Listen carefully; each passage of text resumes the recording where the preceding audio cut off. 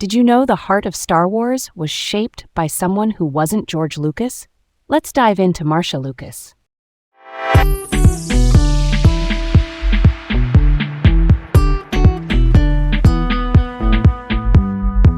Hey there, I'm Leah, feeling super excited to explore today's topic. And I'm Garrett, ready to dive into some cinematic history. Welcome to Laid Back Learning with Leah and Garrett. Today, we're uncovering the impactful legacy of Marcia Lucas, the editor who helped shape the original Star Wars trilogy. Okay, here we go. From the top. I first heard Marcia's name in a film editing course. I went in assuming, George Lucas did all the magic on Star Wars, writing, directing, the whole thing. Then we screened the Death Star trench run without music, just picture, and my instructor paused and said, "Remember this name." Marcia Lucas crafted the momentum you feel in your chest right now. I was like, wait, what? I stayed after class to ask, why does editing change how I feel so much? He explained that a film editor is the person who assembles all the raw footage into a story. They choose the shots, the timing, the rhythm. And I had this light bulb moment.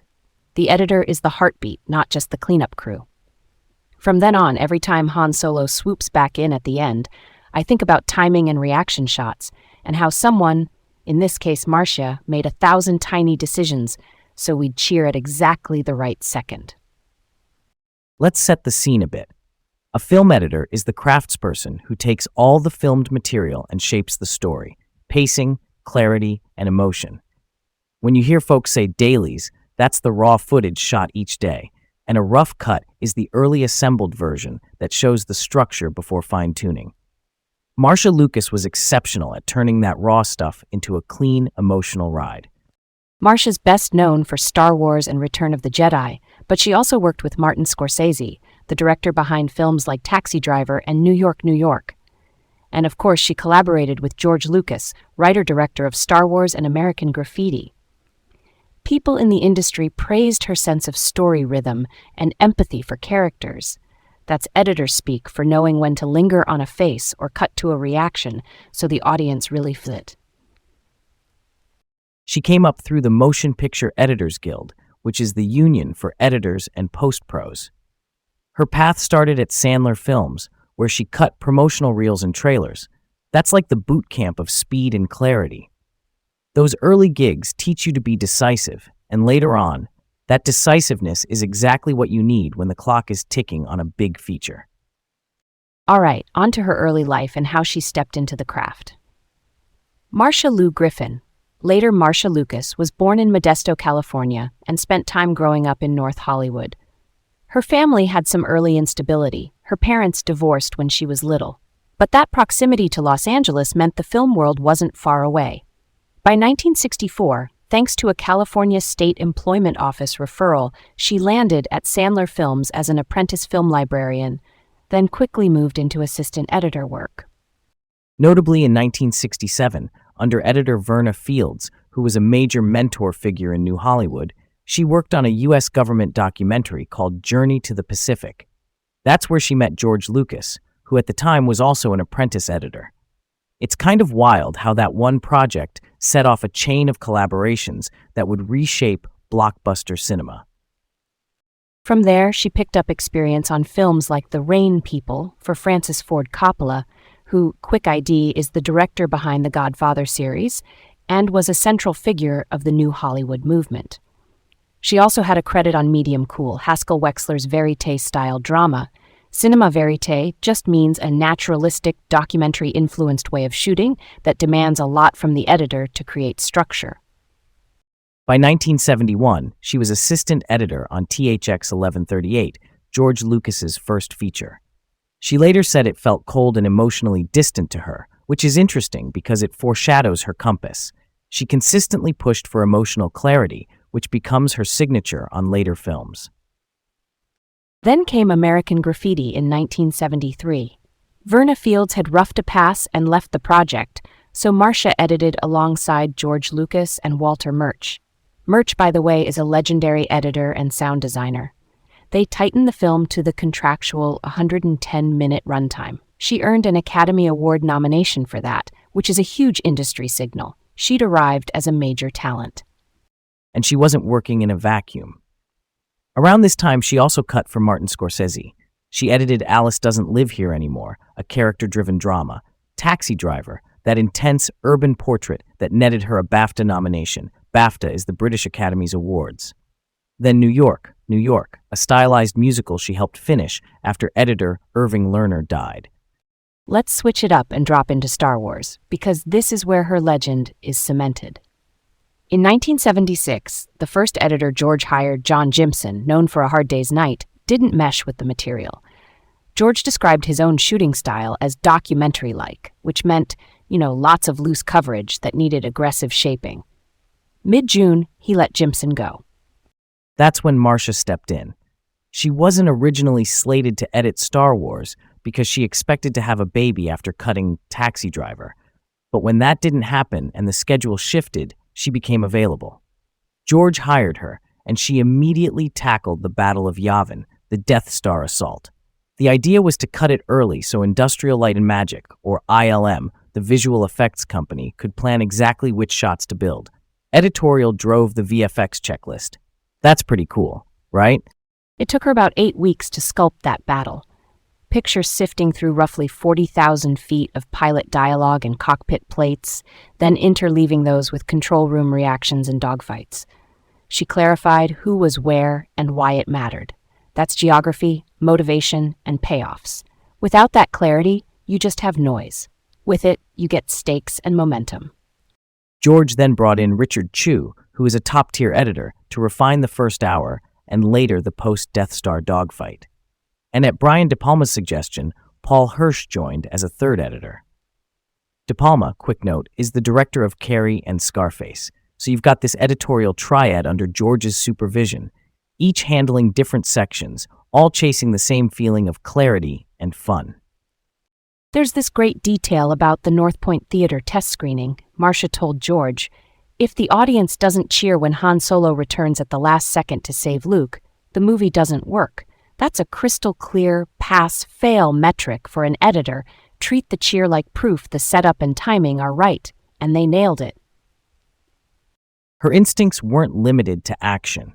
In the mid-1970s, during drafts, she suggested killing Obi-Wan Kenobi so he could become a spiritual guide rather than a permanent on-screen mentor. That change deepened Luke's journey and cleaned up the finale's focus. It's one of those notes that reshapes a myth. Meanwhile, her work with Scorsese kept showing range. Alice Doesn't Live Here Anymore is tender and character-forward. Taxi Driver is tension and psychology. New York, New York required stepping in after Irving Lerner passed away, which is a high-pressure handoff. That versatility is rare and kind of stunning. When Star Wars hit, the recognition followed. Marcia Lucas, Richard Chew, and Paul Hirsch won the Academy Award for Best Film Editing. She also received BAFTA and a Saturn Award nod. That Oscar is a nod to how central the cut was to the film's impact, not just snipping frames, but designing the experience. After that whirlwind, she took time to build a family. She and George adopted their daughter Amanda in 1981. Around this period, she also did something I love. She helped design the Lucasfilm interiors, like the Lancashire Boulevard warehouse everyone called the Egg Company. Dark green walls, burnished wood, antique desks, creating a warm craftsman vibe. It shows how environment shapes collaboration, especially in post-production, where long hours are the norm. She also had that incisive outside eye on other projects. After a Raiders of the Lost Ark rough cut, she pointed out that Marion Ravenwood was missing from the ending. That's Karen Allen's character. Steven Spielberg shot a new final scene in downtown San Francisco. That note pivoted the emotional closure of the film. Editors think about plot, sure, but they chase feeling. Who gets the last beat and why? Then, on Return of the Jedi, she came in as a third editor with Duane Dunham and Sean Barton. George Lucas described her focus as the dying and crying scenes. That's the emotional core. Moments like redemption and farewell hinge on how long you hold a glance or where the music swells. It's delicate work. Her personal life shifted in the early 1980s. She and George divorced in 1983, sharing custody of Amanda. Later, in the 1990s, she re-engaged as a producer, executive producing No Easy Way in 1996 and producing the short A Good Son in 1998. She also earned special thanks credits on multiple projects across the Lucas and Spielberg circles, which often signals advisory help or support behind the scenes. Peers routinely praised her. John Milius, who's a screenwriter and director known for works like Conan the Barbarian, called her one of the best editors he knew. Media retrospectives later dubbed her the secret weapon of Star Wars, even as she downplayed that label and credited George's authorship. Years later, in 2026, she passed away at 80 from cancer at her vacation home in Rancho Mirage, California. The wave of appreciation that followed was, honestly, very moving. Speaking of differing accounts, there's a disputed detail about when and why she left Star Wars late in 1976. One version says she stepped away around Thanksgiving to work on Scorsese's New York, New York. Another says she left near Christmas because editor Irving Lerner died, and the film urgently needed her. Two stories, parallel timelines, both from folks who were there. I lean toward the holiday timing version. Productions often hit natural pause points around Thanksgiving. Crews travel, facilities close, vibes shift. If she had already committed to Scorsese's film, that window would make sense for a graceful handoff. Finish a crucial sequence for Star Wars, then slide to the other project as the calendar flips. The practical part of my brain says schedules rule these decisions as much as anything. I hear that, but I kind of favor the Irving Lerner factor. Lerner was the editor on New York, New York. When he passed, that's an emergency. Losing your lead editor midstream can jeopardize delivery. If Scorsese's team needed immediate leadership, that could trump normal holiday rhythms. The urgency there feels like the decisive push. Why would the distinction matter, though? For me, the holiday timing scenario underlines her planning. She had completed the Death Star assault blueprint so ILM could proceed. Then she pivoted. That reads like intentional career navigation, not chaos. Totally. If it's the Lerner-driven pivot, it highlights her reliability under pressure. She was the person you call when the story's in jeopardy. Both versions, honestly, tell you she was indispensable. Either way, she left Star Wars with the climax locked and another film got saved by her steady hand. Either path, her imprint remains, and in pop culture terms, that secret weapon tag stuck. People now talk about the Death Star sequence as a template for modern action editing, cross-cutting between cockpit close-ups, control rooms, and pursuit beats so the audience can track time and distance. It's like a playbook editors still study. All right, let's play a what if. What if Obi-Wan Kenobi hadn't died in Star Wars? If Alec Guinness's Obi-Wan stayed physically present, I think the Force mythology shifts. The idea of a mentor becoming a guiding presence after death becomes less central.